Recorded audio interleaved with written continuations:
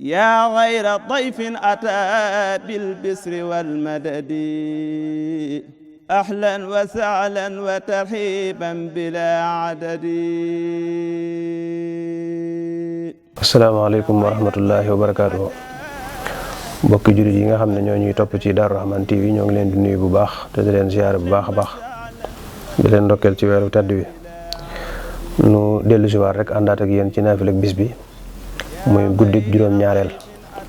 Sëriñ Souhaïbou Mbacké wax ne guddik juróom-ñaareel bi ku ci julli juróom benn rakka bu ci nekk nga jàng ci xul yaa ayyuhal kaafiruuna ak xul huwallaahu ahad lu ci nekk nga jàng juróom-ñaari yoon.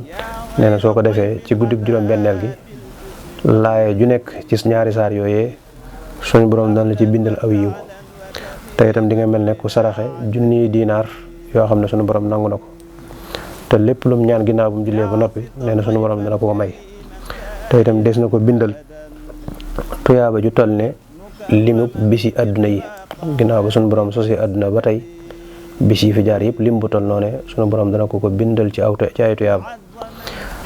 bépp xaraf wu nekk ci itam ci ñaari saar yooyee suñu borom dana ko tabaxale njénne mooy dana ko tabaxale njénne lu rëy mooy pale bu rëy ci biir àjjana.